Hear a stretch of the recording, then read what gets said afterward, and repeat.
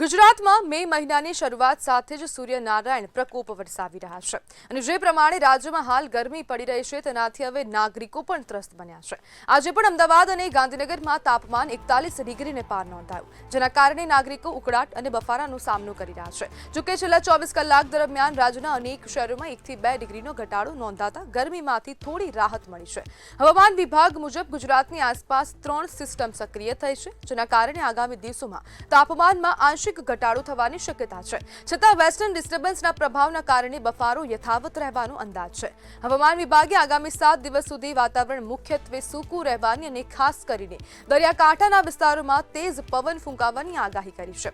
અમદાવાદમાં ગરમીની તીવ્રતા એવી છે કે દર 1 મીટર વિસ્તારમાં 100 વોટના 11 બલ્બ જેટલો તાપ અનુભવાઈ રહ્યો છે। આમ તાપમાનમાં થોડો ઘટાડો છતાં નાગરિકોને હજુ પણ ગરમીથી પૂરતી રાહત મળતી દેખાતી નથી અને આ વખતે ગરમી રેકોર્ડ તોડશે તેવી આગાહી પણ હવામાન વિભાગ કરી રહી છે। આરોગ્ય વિભાગ પણ હવે સજ્જ બની ગયું છે।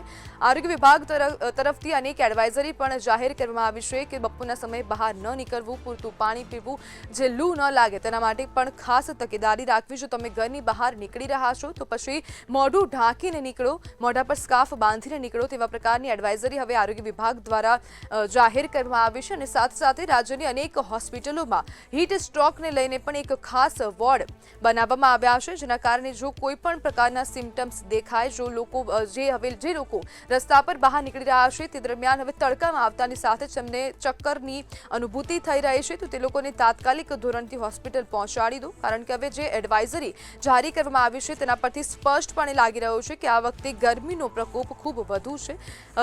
મે મહિનાની શરૂઆતમાં જ હવે ક્યાંક ને ક્યાંક ખૂબ ગરમી પડી રહી છે। બપોરના સમયે બહાર ન નીકળવાની પણ અપીલ કરવામાં આવી છે। પોતાના સ્વાસ્થ્યનું ખાસ ધ્યાન રાખવાની પણ અપીલ હવે આરોગ્ય વિભાગ કરી રહ્યું છે અને સાથે સાથે હવે દરિયાકાંઠાના જે વિસ્તારો છે ત્યાં પણ તેજ પવન ફૂંકાશે તેવી પણ આગાહી હવામાન વિભાગ કરી રહ્યું છે।